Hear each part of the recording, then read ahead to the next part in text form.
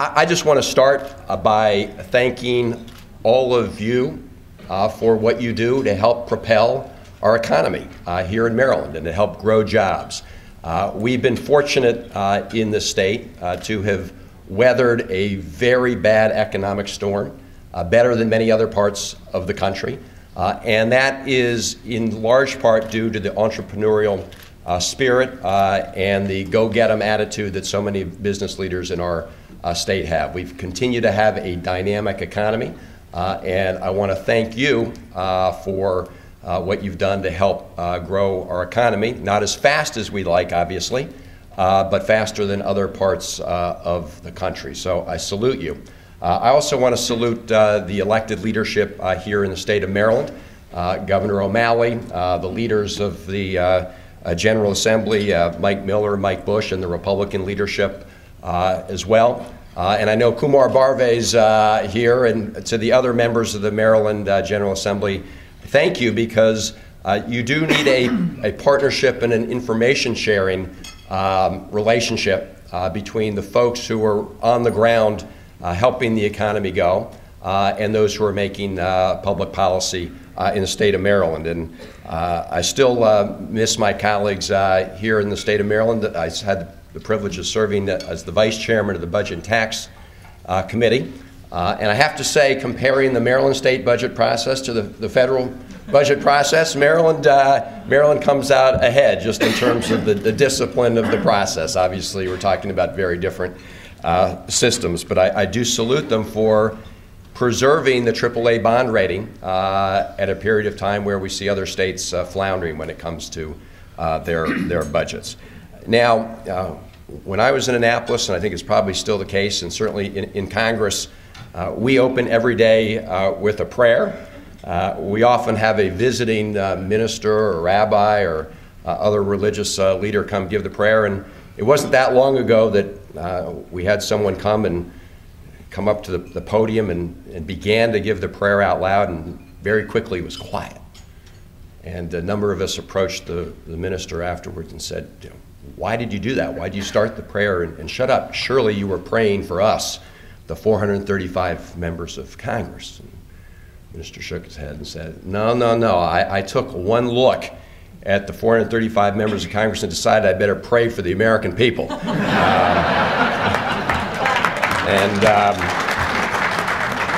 I tell you that just to prepare you for what I'm about to say is going to happen in the United States Congress. And what I'd like to do is give you a little sense of what I think will happen this year and not happen this year, and then talk about what I do see as the implications of federal budget process and cuts on the state of Maryland in the years ahead, and just a little sort of advanced planning together as to what we may need to do to plan for that.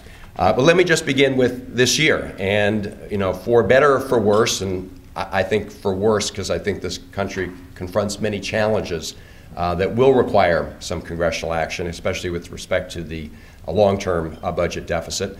But for better or for worse, I don't predict a whole lot of action from the Congress this year, given the fact that it's an election year and you have a very divided Congress and you have a divided government. But I do hope that we'll be able to accomplish some important things that will at least have what I hope will be a marginal positive impact on the economy. And our focus does need to remain on the economy.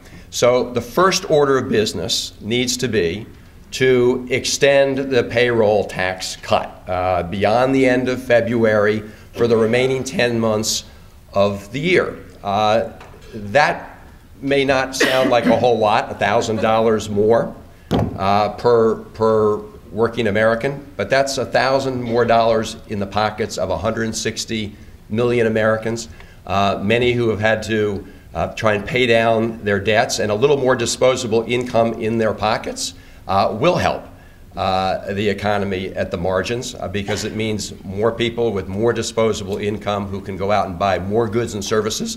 That means businesses will be able to sell some small amount more of goods and services, and therefore be able to try and hire some more people. So obviously it is better than not having a payroll tax extension, number one.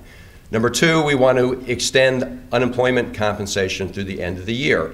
Every time this country, at least in modern times, has faced a huge economic downturn like we've been in, we have extended unemployment compensation for people who are out there looking for work and cannot find it, and who are out of work through no fault of their own. So we're working hard to try and do that.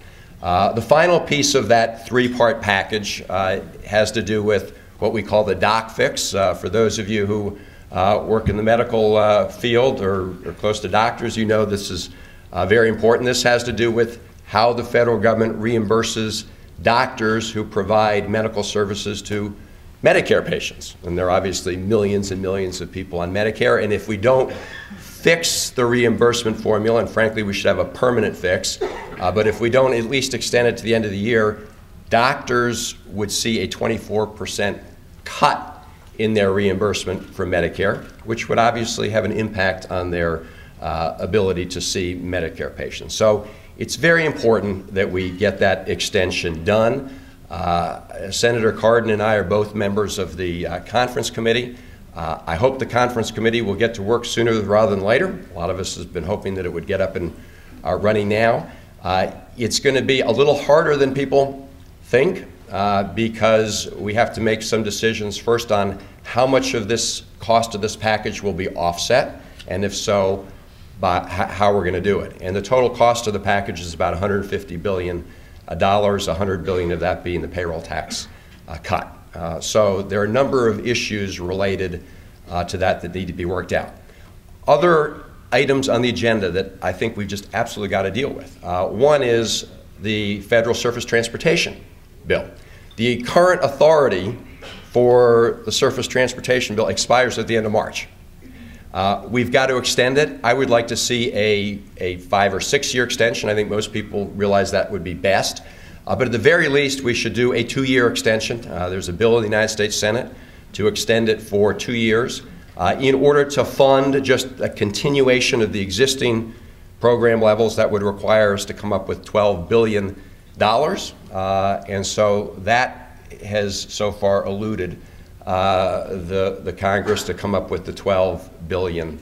Now, on the subject of transportation, I know it's going to be a big issue here in the state of Maryland, and it obviously is or should be a big issue at the federal level.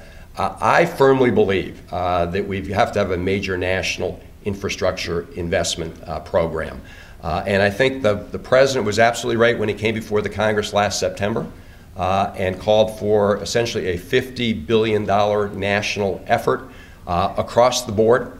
And all of you have seen the reports from the Association of Civil Engineers ranking the U.S. infrastructure in all sorts of categories, from roads to water and sewer to airports, with grades that none of us would want to see our kids come home from school with. I mean, D's and F's. And we have to do better if we're going to compete and maintain the productive infrastructure that allows us to move goods and services efficiently around the country and then allow them to be shipped for export around the world. So that has to be a focus. Now, the big issue at the federal level, as in Maryland, is how you're going to pay for that in the out years. And what I would ask is we call upon all of you, and we call upon the folks at the National Chamber as well, for you to work with them, to work with us to come up with a funding source, recognizing that we have to make sure that monies raised from that source are absolutely dedicated for the purposes of national transportation efforts. But I think if we don't do this, and we're not, as I say, I hope we can extend at least for 2 years the current level of funding, but that's not going to be adequate to tackle the challenges of the national infrastructure challenges. So in the coming years, I hope we can all work together to tackle that issue at the federal level. Another thing we have to do, we actually have to extend the Federal Aviation Authority. That expires at the end of this month. Again, a lot of political disagreements over things that are not related to the main function of funding the Federal Aviation Authority, so I hope we do that. Last item on the list of things that I think we don't absolutely have to, but should tackle are what we call tax credit extenders. These are a lot of business tax credits. The largest one of this is the R&D tax credit. As of this year, so for this tax year, those tax credits are not currently in law. It's about $35 billion worth of tax credits, again, the largest component being the R&D tax credit. Now, Congress has in the past gotten behind schedule and done these retroactively, which of course kind of undermines the whole theory behind tax credits as being an incentive to encourage these kind of activities. So I hope we will tackle those issues sooner rather than later. And the final thing actually related to that is the AMT, which, as you know, is a provision that catches more and more Americans every year. We have to fix it every year, and we'd have to fix it now. Certainly we have to fix it by the time people file April a year from now for the current tax year. So those are some items on the agenda we have to do. Now, what's a big item that I didn't mention? Well, let me back up. We also have to do the annual appropriations bills. So the legislation to pay for the regular functions of government, both defense and non-defense, what we all call discretionary spending, the money that Congress decides each year how to allocate. So we got to do that.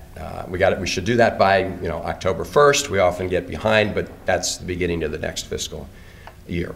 So what's an area I didn't mention? Well, we obviously would and should like to find a way to put together a plan to reduce the federal deficit over the next 10 years by at least $1.2 trillion. A lot of us think we should do much more and go bigger. However, you'd like to do it by at least $1.2 trillion to avoid the across-the-board sequester cuts that will take place beginning January next year. January 2nd next year, if Congress doesn't find an alternative way to reduce the federal budget by $1.2 trillion over 10 years, you will see across-the-board cuts beginning at $1.2 trillion. So this is where I just want to take a moment and mention the extent to which the Maryland economy is tied to the federal government expenditures. Because there's no doubt that one factor, it's one of many, but one of the reasons Maryland has been able to help weather the storm a little bit more is because of not just our physical proximity to the nation's capital, but because of that physical proximity. The fact is, Maryland has been one of the top beneficiaries of federal expenditures in the United States.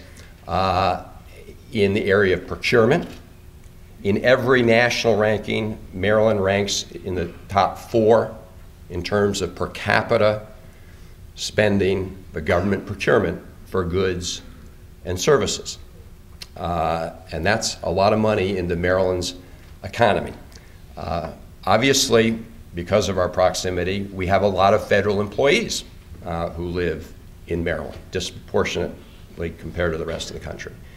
Maryland's economy benefits greatly from the fact that you've got those employees bringing home a paycheck. Maryland institutions, higher education institutions, have been very successful based on their records of getting a large number of federal grants. I just met my office yesterday with the person at Johns Hopkins University who's head of research grants. Johns Hopkins University is the #1 recipient in the country of NIH grants.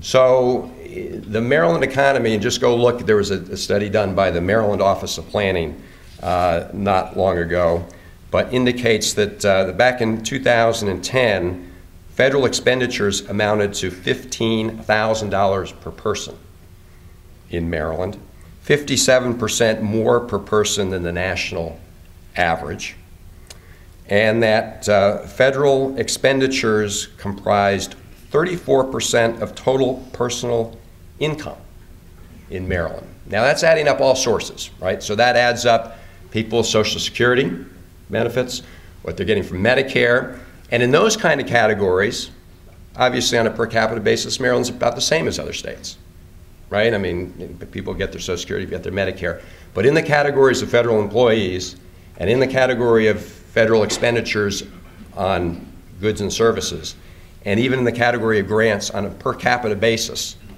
Maryland does a lot better than other states. So we obviously, as citizens of the country, have an interest in the federal budget, but also as citizens and businesses operating in Maryland.